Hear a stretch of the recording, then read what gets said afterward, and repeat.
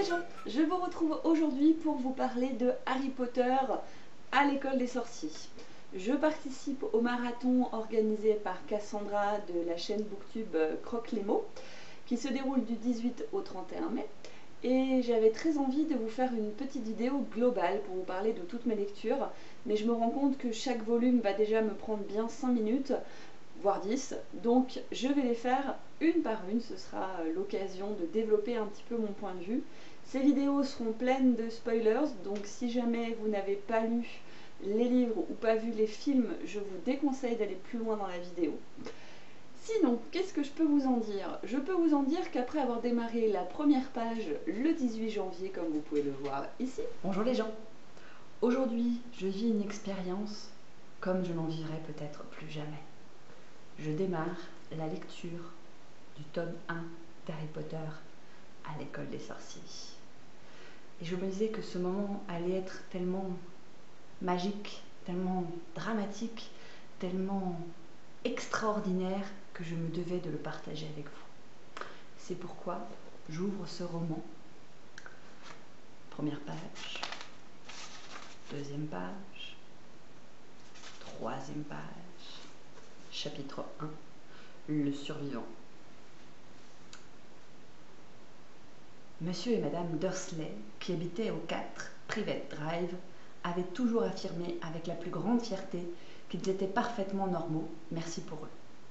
Jamais quiconque n'aurait imaginé qu'ils puissent se trouver impliqués dans quoi que ce soit d'étrange ou de mystérieux. Ils n'avaient pas de temps à perdre avec des sornettes. Monsieur Dursley dirigeait la Grunnings, une entreprise qui fabriquait des perceuses. C'était un homme grand et massif qui n'avait pratiquement pas de cou, mais possédait en revanche une moustache de belle taille. Madame Dursley, quant à elle, était mince et blonde et disposait d'un cou 2 fois plus long que la moyenne, ce qui lui était fort utile pour espionner ses voisins en regardant par-dessus les clôtures des jardins. Les Dursley avaient un petit garçon prénommé Dudley, et c'était à leurs yeux le plus bel enfant du monde. Et c'est ainsi que démarre pour moi l'aventure Harry Potter. Je me suis ensuite installée dehors pour pouvoir profiter de ma lecture comme vous pouvez le découvrir là.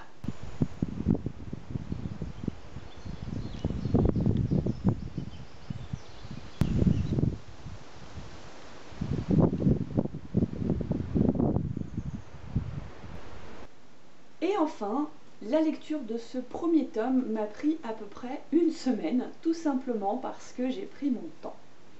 Je pense que le marathon, c'était le bon moment pour moi parce que ça m'a décidé à me lancer dans Harry Potter après des années de refus parce que j'en avais trop entendu parler.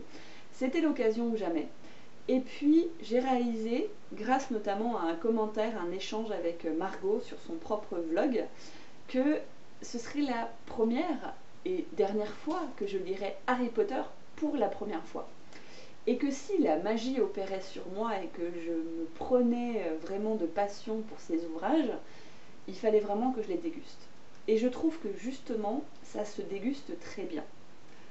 Je ne vais pas vous raconter l'histoire, pour ne pas faire d'affront à tous ceux qui le connaissent et pour ne pas spoiler ceux qui ne l'auraient pas lu, qui de toute façon seront normalement partis de cette vidéo s'ils ont suivi mon conseil de ne pas le regarder tellement elle était pleine de spoilers.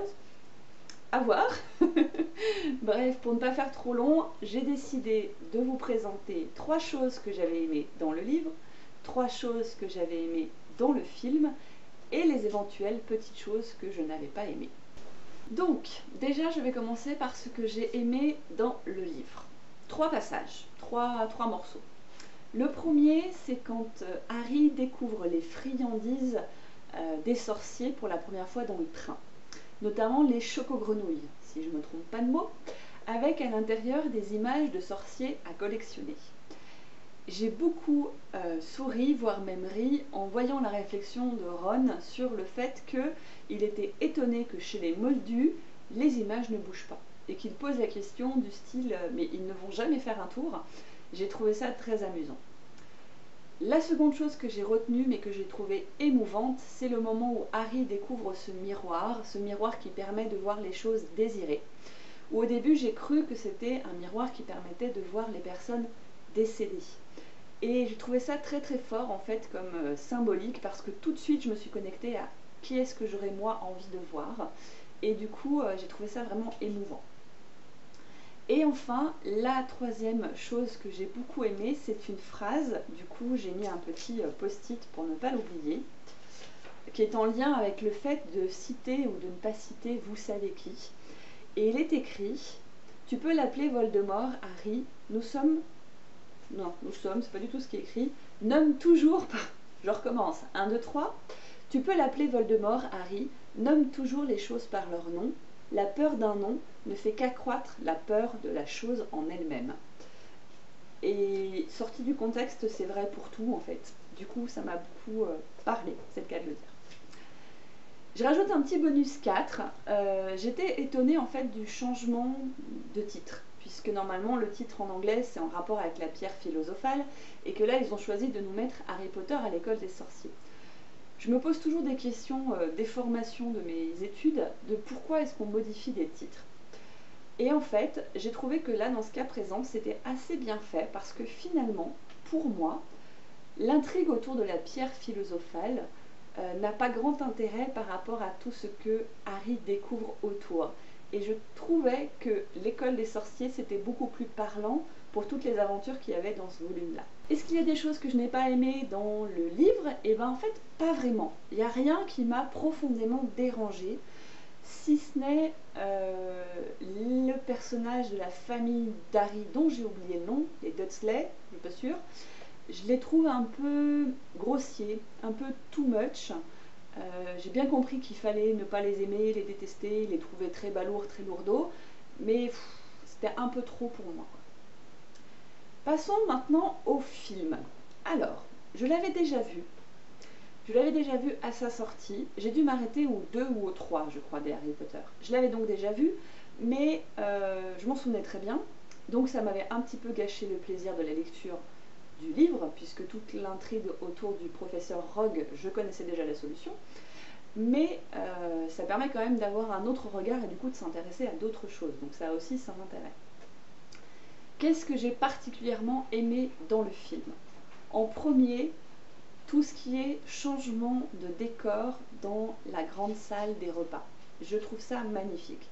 Je me souviens que la première fois, ce qui m'avait le plus marqué, c'était l'arrivée des hiboux, des courriers hiboux. Et bien là, ce ne sont pas les hiboux qui m'ont le plus marqué, mais ça a été Halloween. Je me rappelais pas du tout de ces couleurs, de ces citrouilles volantes et tout. C'était juste magique, j'ai beaucoup aimé. Et puis la scène à la fin, quand ils changent les couleurs entre Serpentard et Gryffondor, enfin, c'est vraiment la salle que je préfère, l'univers que je préfère, je crois, dans ce premier tome. Dans ce premier tome, je suis plus dans le livre, je suis dans le film. Bref, dans ce premier épisode, vous m'avez compris. Sinon, faites semblant de m'avoir compris. La deuxième chose, ou plutôt la deuxième personne, la première personne que j'aime particulièrement, c'est le personnage d'Hagrid. Je trouve qu'ils ont tellement bien choisi l'acteur, qu'ils ont très bien, vraiment au niveau de la carrure, au niveau du style, au niveau de la coiffure qu'ils lui ont faite, enfin, je trouve qu'il est génial. Hagrid prend toute sa place dans le film. Pour moi, c'est vraiment celui qui est le mieux réussi. À côté de ça, par exemple, et là je passe tout de suite à un personnage que j'ai... c'est pas que j'ai moins aimé, parce que c'est même pas un personnage, c'est d'une façon générale, et je suis assez curieuse de la suite. C'est pas un point négatif, parce que faut voir comment ça va évoluer, mais j'ai trouvé quand même que le film était très kitsch, qu'il avait assez mal vieilli, notamment au niveau des décors. Si vous prenez la partie de Quidditch, c'est vraiment kitsch de ces kitsch. Et je ne trouve pas que Ron, Harry ou Hermione soient très très bons, les acteurs qui sont derrière, dans ce film. Il y a vraiment des expressions au niveau du visage qui sont too much. On voit que c'est difficile pour eux de jouer, que c'est pas très naturel, etc. Mais du coup, ça me donne la curiosité de voir comment ça va évoluer par la suite. C'était une petite parenthèse. La troisième chose que j'ai trouvée particulièrement vivante dans ce film, qui rend vraiment bien, c'est la partie d'échecs. Je la trouve géniale. C'est le moment où Ron est sur son cavalier, là je trouve que c'est très très bien fait. Beaucoup plus que dans le livre en fait. J'ai trouvé que c'était vraiment vivant, bien rendu. Donc je l'ai vraiment apprécié et je m'en souvenais pas de cette scène-là. Donc c'est très drôle, je l'attendais avec beaucoup d'impatience et je me rappelais pas qu'elle était aussi réelle. Et alors, qu'est-ce que j'ai moins aimé dans ce film? Deux choses principalement. La première, c'est je reviens sur les Dudley que je trouvais too much dans le livre. Alors là, dans le film, je les trouve caricaturaux au possible, à tel point que pour moi, ils ne sont pas crédibles.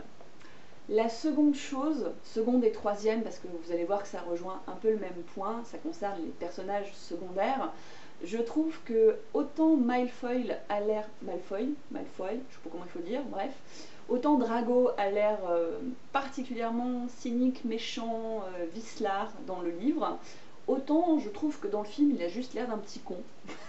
C'est... Je l'ai trouvé désagréable dans le livre, dans le film, ouais, j'ai juste envie de lui donner une pitchinette pour qu'il change de décor, mais il m'a pas traumatisé plus que ça, quoi. Et là où j'étais déçue, mais vraiment déçue, c'est pour Hermione. À la fin, quand vous avez les 3 étapes pour réussir à atteindre la pierre philosophale, ou en tout cas de sauver la pierre philosophale, normalement, Hermione résout une énigme. Et alors, dans le film, plus rien. Disparu l'étape d'Hermione. Hermione, c'est juste la petite fille qui est là, qui dit « Oh, c'est beau l'amitié !» Et ça m'a saoulée parce que comme par hasard, c'est le personnage féminin qui se fait sauter son passage, et puis parce que il y a plus de logique, parce que c'est quand même un trio qui fonctionne, chacun avec son rôle, chacun avec ses capacités.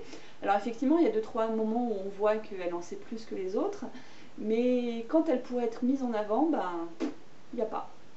Et j'ai trouvé ça dommage. Voilà!